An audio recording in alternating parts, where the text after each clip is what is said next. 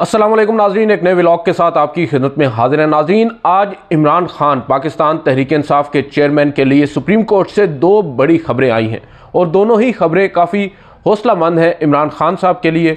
और एक खबर जस्टिस काजी फाइज ईसा के बेंच से है और दूसरी खबर सुप्रीम कोर्ट के रजिस्ट्रार ऑफिस से है। वो दोनों आपको बताएंगे। इसके अलावा आपको बताएंगे कि जस्टिस काजी फाइज ईसा के गुज़िश्ता रोज़ की ऑब्जर्वेशंस पर आज उनके सबसे बड़े हामी भी उन पर बरस पड़े हैं और उन पर काफ़ी खुलकर तनकीद की जा रही है। जस्टिस काजी फाइज ईसा के ऊपर जो बात हमने अपनी गुज़िश्ता दो वीडियोज़ में की हैं, अब हमने देखा कि उनके जो हामी हैं वो भी हमसे ज़्यादा तल्ख बातें जस्टिस काजी फाइज ईसा के हवाले से कर रहे हैं। सबसे पहले हम आते हैं जो इमरान खान साहब को अब उनके लिए जो अच्छी खबरें आई हैं। एक तो इमरान खान साहब को अब जस्टिस काजी फाइज ईसा ने एक बड़ा ही सुनहरी मौका फ्राहम कर दिया है। बहुत से लोग इसको मिस इंटरप्रेट कर रहे हैं और मैंने ही आज सबसे पहले ये खबर ब्रेक की थी।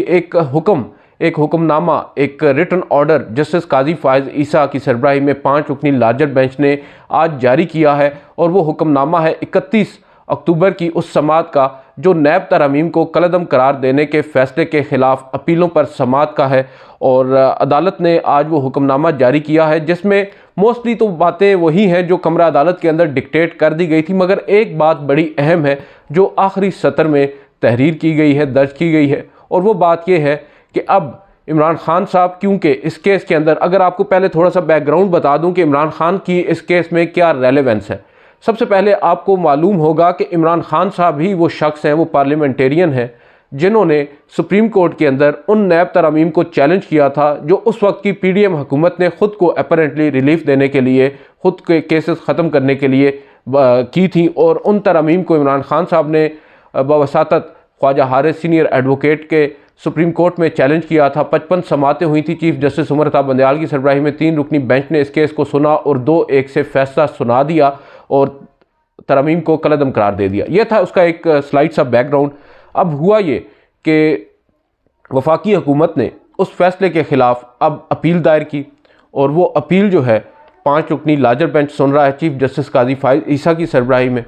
और उस अपील की जो पहली समात हुई है वो 31 अक्टूबर को हुई है और उस पहली समात पर ही चीफ जस्टिस काजी फाइज ईसा ने ये कहा है कि जो फरीकैन है, पहले जो दरख्वास्त गुजार थे, पिटिशनर थे इमरान खान साहब, अब वो इस मुकदमे में फ़रीक बन चुके हैं क्योंकि उनकी दरख्वास्त पर एक दफ़ा फ़ैसला हो चुका, उनका मामला पास्ट एंड क्लोज्ड हो चुका। मगर अब जो उस वक्त फ़रीक थे वो दरख्वास्त गुजार बनकर आए हैं, यानी उन्होंने अपील फ़ाइल की है वफाकी हुकूमत ने और इमरान खान साहब अब फ़रीक बन चुके हैं, रिस्पोंडेंट बन चुके हैं। उन्होंने कहा कि हम फ़रीकैन को, रिस्पोंडेंट्स को नोटिस जारी करते हैं। नोटिस जारी करने की जब बात की, अटॉर्नी जनरल को भी नोटिस हुआ, एडवोकेट जनरल्स को भी नोटिस हुआ। चीफ जस्टिस ने कहा कि जो अडयाला जेल में इनकारसरेटेड हैं या अडयाला जेल में कैद शख्स है, नाम उन्होंने नहीं लिखा इमरान खान साहब का, मगर उन्होंने ये ज़रूर कहा कि जो अडयाला जेल में कैद एक शख्स है जो रिस्पोंडेंट हैं उनको बज़रिया सुप्रिटेंडेंट अडयाला जेल नोटिस फ्राहम किया जाए और अदालती कापी, जो अदालती हुक्मनामा है, जो नकल है अदालती हुक्मनामे की, वो फ्राहम की जाए। उसके बाद आखिरी सतर बड़ी इंपॉर्टेंट, उसमें साथ साथ उन्होंने ये भी कह दिया है कि अगर पाकिस्तान तहरीक इंसाफ के चेयरमैन इमरान खान साहब ये चाहते हैं कि इस केस में उनको नुमाइंदगी दी जाए या वो इस केस में पेश होना चाहते हैं बज़रिया वकील, तो जो सुप्रिटेंडेंट है वो इस हवाले से जो ज़रूरी इक़दामात हैं वो उठाएं। तो ये एक बड़ा मौका मिला है इमरान खान साहब को, क्योंकि अब उनको नोटिस तो मिल चुका है मगर साथ साथ ये भी कह दिया गया है कि अगर वो रिप्रेजेंट होना चाहते हैं, हो सकता है इमरान खान साहब कहें कि मैं ख़ुद ज़ाती हैसियत में पेश होना चाहता हूँ, तो फिर सुप्रिटेंडेंट को तो अदालती हुक्म की पासदारी करते हुए उनको पेश करना होगा और हो सकता है इमरान खान साहब बग़ैर वकील के आर्ग्यूमेंट्स कर लें। ये एक ऑप्शन है। उसके ऊपर एक वावेला खड़ा हुआ तो मैंने सोचा आपके सामने ये वजाहत कर दूं कि अब इमरान खान साहब को ये एक मौका दिया गया है, हो सकता है वो इस मौके को अवेल करते हैं। खुद जाएं या ना जाएं ये इतनी बड़ी बात नहीं है, ना इतनी इंपॉर्टेंट बात है, ये सिर्फ बस एक सुर्खी की हद तक ही इंपॉर्टेंट है। मेन चीज़ ये है कि उनकी रिप्रेजेंटेशन होगी। हो सकता है ख्वाजा हारिस ही अपील में भी उनको रिप्रेजेंट करें, हो सकता है वो किसी और वकील की खिदमात हासिल करें। वो अब सुप्रिटेंडेंट ने इमरान खान साहब को मुआवनत फ़राहम करनी है, जो उनको दरकार होगी उनसे रब्ता कराना है और वो हो सकता है इस केस की पेपर बुक्स मंगाएं और ख़ुद तैयारी भी करें, क्योंकि आजकल खान साहब के पास भी काफ़ी फुर्सत है, काफ़ी वक्त है। तो उसमें अब इमरान खान साहब का जो मौक़िफ़ है वो डायरेक्टली जस्टिस काजी फ़ायज़ ईसा तक पहुंचा सकते हैं। ये एक इम्पॉर्टेंट चीज़ है जो इस वक्त चीफ़ जस्टिस ऑफ पाकिस्तान है। और मुझे याद है, बल्कि मैंने ही सवाल किया था जब इमरान खान साहब एक केस के अंदर सुप्रीम कोर्ट में हाल ही में आए थे कुछ अर्सा कबल, तो उनसे पूछा था कि आपको जस्टिस काजी फ़ायज़ ईसा से कुछ तवक्कुआत हैं, तो उन्होंने कहा था कि मुझे उनसे इंसाफ की तवक्को है। तो तवक्को तो उनको है इंसाफ की, देखते हैं क्या काजी फ़ायज़ ईसा साहब उनको वो इंसाफ फ्राहम करते हैं जिसकी वो तवक्को किए बैठे हैं।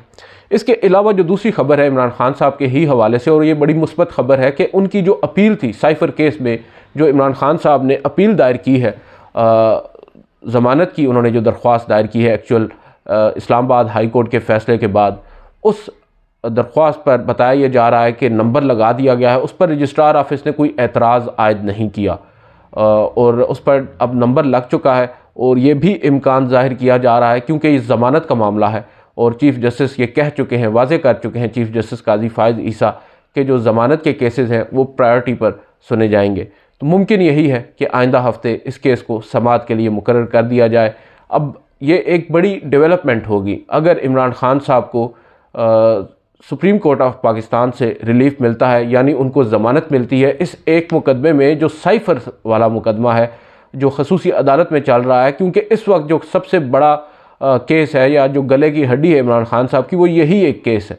और इसी एक केस को जवाज़ बनाकर इमरान खान साहब को इस वक्त अंदर रखा गया है। दीगर भी कई मुकदमात हैं, मगर उनमें ज़मानतें तो हो सकता है इसी हफ्ते, जो हफ्ता शुरू होने वाला है इसमें, क्योंकि बताया जा रहा है इस्लामाबाद हाई कोर्ट में भी कुछ उनकी ज़मानतों के केसेस मुकर्रर हैं, हो सकता है वहाँ से ही उनको रिलीफ मिल जाए। वो उन मुकदमात में इतनी बड़ी, उनमें इतना खैर सब्सटेंस भी नहीं है। ये जो मुकदमा है ये बहुत ज़्यादा इम्पॉर्टेंट है और इसमें कम से कम मुझे ये अंदाज़ा होता है, मैंने बस जो ऑर्डर है इस्लामाबाद हाई कोर्ट का उस पर सरसरी नज़र दौड़ाई तो अंदाज़ा ये हुआ कि उन्होंने अपने ऑर्डर के अंदर केस के मेरिट्स को भी टच किया है, जो कि गैर ज़रूरी था। वो सिर्फ अपील की हद तक, जो ज़मानत की हद तक मामला है उसको टेकअप कर रहे थे, मगर वो उसमें मेरिट पर गए हैं। हो सकता है जो सुप्रीम कोर्ट है इस एक नुक्ते पर ही जो इमरान खान साहब की दरख्वास्त है इसको मंजूर कर ले, मगर ये डिपेंड करता है जजेस पर कि कौन सा बेंच तश्कील पाता है। मुमकिन तो यही है, इम्कान भी यही है कि जस्टिस सरदार तारिक मसूद बेंच को हेड करेंगे और उसमें हो सकता है जस्टिस याहिया अफरीदी भी आ जाएं, जस्टिस आयशा मलिक हैं, बहुत से जजेस हैं, कोई भी उनमें चीफ़ जस्टिस या 3 रुकनी कमेटी का ये इस्तेहकाक है कि वो कौन सा बेंच तश्कील देते हैं। मगर सबसे अहम चीज़ ये होगी कि क्या इमरान खान साहब को वो रिलीफ मिल जाएगा जो वो सॉर्ट कर रहे हैं। चीफ़ जस्टिस काजी फ़ायज़ ईसा से इमरान खान साहब को काफ़ी उम्मीदें हैं, और आज से नहीं है, जब वो चीफ़ जस्टिस नहीं बने थे तब से उनको उम्मीदें हैं। और देखते हैं अब क्या इमरान खान साहब को वो रिलीफ मिलता है या नहीं। अब आते हैं दूसरी तरफ, चीफ़ जस्टिस काजी फ़ायज़ ईसा ने गुज़िश्ता रोज़ कमरा अदालत में कुछ ऐसी ऑब्जर्वेशंस दी जिस पर आपको हमने पहले बताया कि मीडिया के बहुत से दोस्त जो हैं वो नाराज़ नज़र आए, और हमने खुलकर उस पर तनकीद भी की और बताया कि किस तरह चीफ़ जस्टिस ऑफ पाकिस्तान ने कुछ ज़्यादती की है। जो बातें उन्होंने अगर करनी थी तो अपने तहरीरी हुक्मनामे में कर देते, उन्होंने तो रिटर्न ऑर्डर भी नहीं लिखवाया, बस ज़बानी कलामी रिमार्क्स में अच्छा खासा मीडिया को ब्लेम कर दिया, मीडिया पर पाबंदी भी लगवा इस तरह दी कि आपने कुछ ऐसी ऑब्जर्वेशन दी कि जिन पर शाह से ज़्यादा शाह के वफादार पेमरा ने फ़ौरन वो एक डायरेक्टिव भी जारी कर दिया है, और वो डायरेक्टिव काफ़ी सख्त है। और अब बज़ाहिर तो नज़र यही आ रहा है कि हम जो इंतखाबात से मुतल्लिक रिपोर्टिंग है वो एक्चुअल में कर ही नहीं सकेंगे। और जिस तरह माजी में, अब 2018 की आप बात देख लें, 2013 की बात देख लें, माशाल्लाह से धांधली तो हर दफ़ा ही होती है, तो ख़बरें भी हर दफ़ा होती। अब की बार इतना कंट्रोल किया जा रहा है, मुझे नहीं मालूम कि जस्टिस काजी फ़ायज़ ईसा जो हैं वो भी इस स्कीम में हैं, मगर उन्होंने अगर इंटेंशनली या अनइंटेंशनली जब भी जैसे भी किया है, मगर ये बज़ाहिर नज़र ये आ रहा है कि अब की बार इंतखाबात पर कोई उंगली भी नहीं उठा सकेगा अगर कुछ गलत हुआ तब भी, क्योंकि जो ओपन एंडेड किस्म के स्टेटमेंट्स हैं उनसे तो बज़ाहिर पेमरा को अब शय मिल चुकी है। मतीउल्लाह जान साहब जस्टिस काजी फ़ायज़ ईसा के बड़े हामी भी हैं और सीनियर जर्नलिस्ट हैं। उन्होंने आपसे कुछ देर कबल मेरा एक दोस्त ने उनका वीलॉग शेयर किया, तो उसमें वो फरमा रहे हैं कि जस्टिस काजी फ़ायज़ ईसा साहब, आप ताकतवर ओहदे पर बैठे हैं, और मगर महज रिमार्क्स के ज़रिए आप हम पर पाबंदी लगाने की बातें कर रहे हैं। या तो आप अदालत के अंदर बैठकर कोई तहरीरी हुक्मनामा लिखवा देते तो चलें, आप हमसे जब पूछ रहे थे कि आपको कोई एतराज़ तो नहीं है, तो हम शायद कोई एतराज़ करते या कोई आपसे रिक्वेस्ट ही कर लेते कि प्लीज़ ऐसा ऑर्डर ना लिखवाएं। आपने तो ऑर्डर भी नहीं लिखवाया, आपने तो बस बादशाह सलामत की तरह ऑब्जर्वेशंस दी हैं, रिमार्क्स दिए हैं, और उसके बाद फिर अब ये एक नया मामला चल पड़ा है। उन्होंने कहा फिर मतीउल्लाह जान ने कि जो मामला आपने करना होता है वो आप करते नहीं हैं। आपके सामने इंतखाबात का केस आया है, 48(5) आर्टिकल है जिसमें सदर को इख्तियार है इंतखाबात की तारीख देने का, आपने उसकी तशरीह तो की नहीं है। आपने सदर मुमलिकत पर अच्छी खासी जरा कर दी है, उनके ख़िलाफ़ आपने कुछ ऑब्जर्वेशंस भी दे दी हैं, मगर जो काम करने का था वो आपने किया नहीं है। वो इस वजह से आपने नहीं किया कि आपको 3 रुकनी की बजाय फिर 5 रुकनी लार्जर बेंच बनाना पड़ता। उसके बाद फिर उन्होंने कहा कि अगर आपको मीडिया की आज़ादी से इतनी ही तकलीफ़ है तो फिर आप 19A की तशरीह कर दें। 19A क्या है? 19A आइन का आर्टिकल है जिसके तहत मीडिया को एक आज़ादी दी गई है, हक़ दिया गया है आज़ादी इज़हार राय का। और उन्होंने फिर माज़रत के साथ ये भी कहा कि जो काम आप यहाँ पर कर रहे हैं, सुप्रीम कोर्ट का जज अपने रिमार्क्स में वो करने का मजाज नहीं है।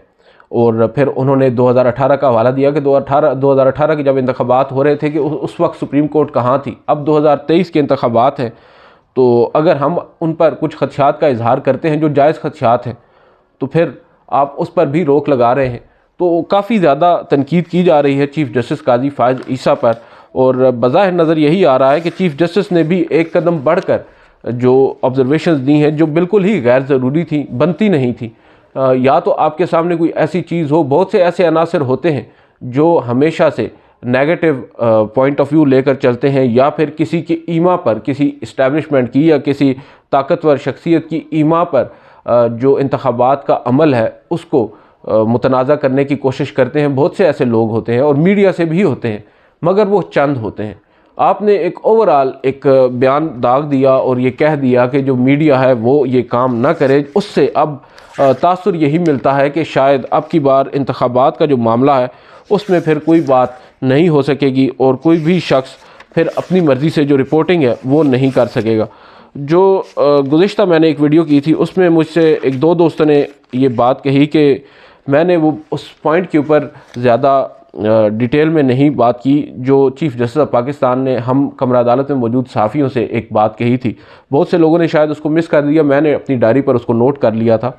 जब उन्होंने हम सहाफ़ियों को मुखातिब करते हुए कहा कि आप लोग कुछ कहना चाहते हैं, तो मतीउल्लाह जान साहब अगेन उन्होंने ये कहा कि हमने जो कहना है हम अदालत के बाहर खड़े होकर कह देंगे।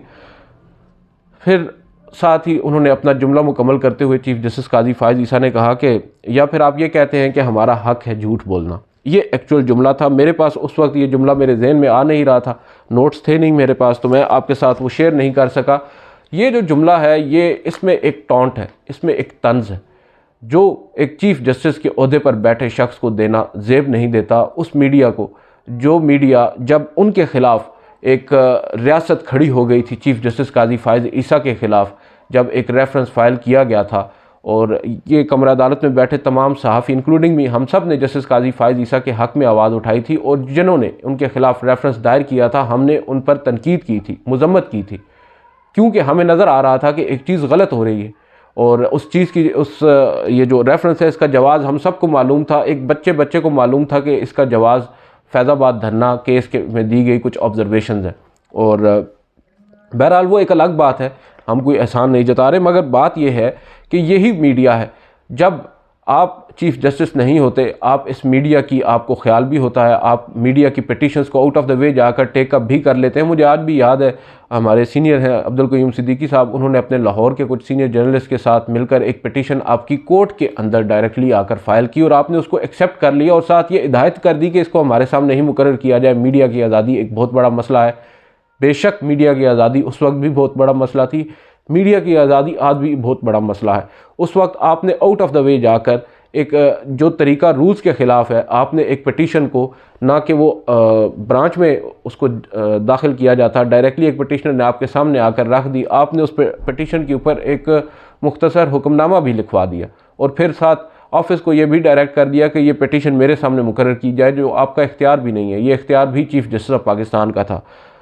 हमने उस पर भी आपका साथ दिया क्योंकि आपने हमारा साथ दिया था, आपने मीडिया के लिए आवाज़ उठाई थी। उस वक्त भी मुझे याद है लाहौर के कई सीनियर जर्नलिस्ट के ऊपर जो FIA है, उन FIA की जानिब से नोटिस दिए जा रहे थे और वो गैर कानूनी थे, मगर हमारी तवक्कुआत थी आपसे, आपने उसके ऊपर मामला टेकअप किया, मगर रूल्स को भी बेंड किया। अब की बार आप चीफ जस्टिस ऑफ पाकिस्तान हैं और आप ज़्यादा बाइख्तियार हैं, और हमें यह तवक्को थी कि आप अब जब आएंगे तो हमें ज़्यादा बाइख्तियार भी करेंगे, हमें जो हमारे हकूक़ हैं वो दिलवाएंगे, बजाय इसके कि उनको सलब किया जाएगा। नज़र यही आ रहा है, जो ऑब्जर्वेशंस हैं और वजह हमें यही मालूम होती है कि शायद तनकीद आप अपने प्रेडेसेसर जस्टिस उमर अता बंदियाल की तरह बर्दाश्त नहीं कर सकते, जिस तरह वो करते थे, और ओपन हार्टेडली वो बर्दाश्त करते थे।